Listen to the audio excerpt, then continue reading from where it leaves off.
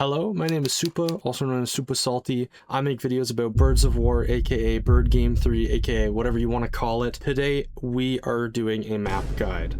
This guide will go over the map features and unique aspects of the map, the starting routes for each nest, the best path I use to travel from nest to nest, the best kill streaks to use on the maps, as well as extra bird tips that I know or my friends have told me. This guide is part of my goal to rank every nest in Birds of War, going map by map until I get every single nest ranked. Subscribe to stay updated about new guides and rankings, as well as some other montages and videos that I'll be putting out soon, and I hope you enjoy. Before we get into the actual map guide, once again, I have an egg map made by my good friend Cerno, just kind of laying out what each of the eggs are. So as you can see, red actually has a decent bit. Blue has quite a bit as well near their spawn, and orange actually doesn't have any on the main sort of mountain cliffside that the nest is in, but due to the location of the red eggs and the blue eggs, it is still possible for orange to get some pretty good eggs near the start. I'll go more in detail to kind of routes to how to get these eggs later in the video, but I just wanted to show this so that you could come back to it if you want to get a bird's eye view of where all the eggs are. So Arctic has a lot of water in between the three nests, which means that getting hit while carrying an egg going between nest to nest is quite detrimental, because there's a high chance it lands in the water. And if you don't know the interaction of how it works, if I were to steal this egg and then get hit to drop the egg in the water, it actually goes back in the nest.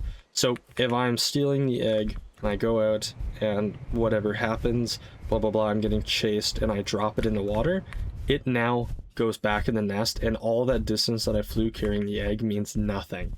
So you really want to be careful when carrying the egg, trying to not have it fall into the water, take paths where you're not over the water for as long, or just try to prioritize killing people who are chasing you rather than just trying to outrun them, because if it's something like an eagle that might be able to catch up to you, or an owl that can TP onto you, or even a seagull hitting you with poop, it's just not safe to do.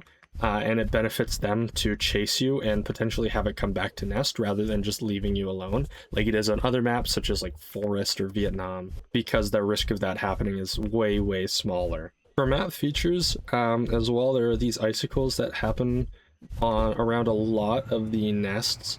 One tip for using these to your advantage is if you're against an owl or an eagle, playing super high up around these means that you are going to be breaking line of sight of the owl TP. So if the owl's trying to TP onto you, there's a high chance it just hits the icicles rather than hitting you, which means that that's 50 damage less done to you. If you're playing higher up in general as well, an eagle is not going to be able to dive onto you, so they have to play around their left click more. And it just makes it a lot harder to attack a nest being defended by someone up here. This spot's really strong as well if you yourself are on owl, because instead of flying down, you can just TP and now you're on nest. Overall, these stalactites are very nice to play around. You can use it to dodge seagull queues, you can use it to dodge headbutts. They happen around a lot of nests, but blue and red probably have better icicle generation than orange. As you can see, red has a lot right around here that are lower down, closer to the nest, so you can use those strategies I just discussed. So this map isn't symmetrical like Colosseum, so I'm going to go over the nest to nest route for every single nest, starting with red. I normally like to go down here and then fly up using this wind tunnel so I don't have to use another dash, and then I can save with my save dash, fly onto nests like this. Now for blue, I do prefer to go around the outside like this, and then once again using this wind tunnel to boost myself up so I can save my dash to maneuver right onto nests like that and grab an egg. Now from blue nest to red nest, the path looks something like this. You can pass by a couple of the spots down there have neutral eggs, so it's nice to be able to pass those and see where things spawn, and then come here to grab an egg. And then from blue to orange, it's pretty similar. I like to go between the tree and the rock here because I can start to glide down and then either carry myself up this way and dash on, or I could just dash earlier to get to it. Now from orange to blue, you're going to be looking at a pretty similar path. I'll go this way to show you. This is a little more dangerous because of the icicles, but you do get there a little quicker, and you don't have to worry about saving your dash. You pretty much use it off cooldown. And then orange to red is pretty simple. I just dash up through here, fly very close to the edge, come under the bridge, and then with my dash I can just come up here and grab that. I'm going to also show the starting routes that I like to do for the nests as well. Red has a couple options just because the neutrals that spawn. I prefer to, there are neutrals that spawn here and up also on this ledge. So I like to just fly out in that direction, fly to it, grab it, and then go back to nest. Also near the start of the match, I like to fly over here. There's a neutral that spawns near the waterfall, and there's also a couple that spawn on these islands. So it's nice to be able to come down here and essentially take those from the blue nest to make their egg advantage even worse. If I'm not going for neutrals on red, I would just go to either of the nests just from the start, apply some early pressure. A lot of people don't know how to defend against that because they're all going for neutrals and they leave their nest open. For blue, there are a couple neutrals that spawn close. Obviously, you could start by going up here and going to these island neutrals that spawn, just grabbing those and then going back up to the nest.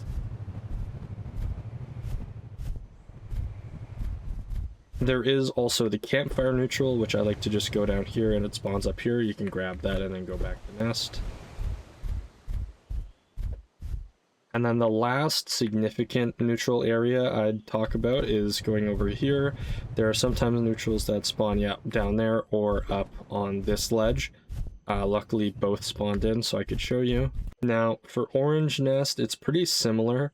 The main goal for orange is just going to the neutrals and getting there before the other nests get there. So for example, flying over, you get a good view of both of these neutral spots. So you could have a teammate fly up here and another one fly down there. Also, if you don't know, you can ping in this game.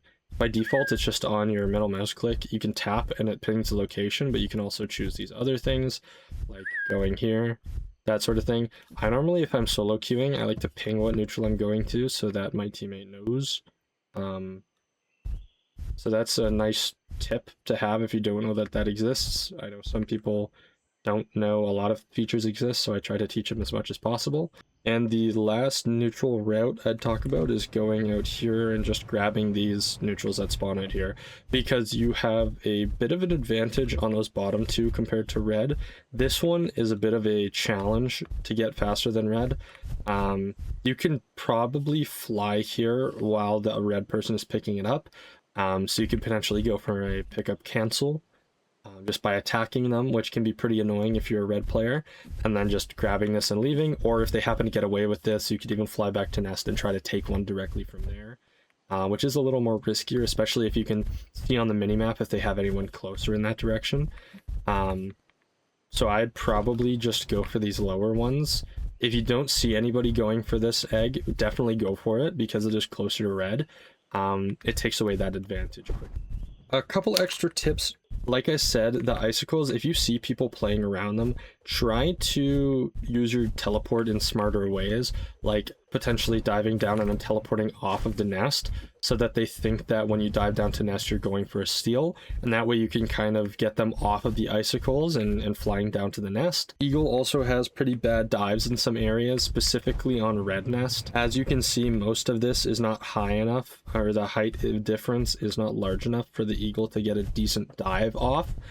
I was talking to the devs about potentially adding something like just a hole in the ceiling that would go all the way through the mountain, so it adds another path that an eagle could potentially take to dive the nest.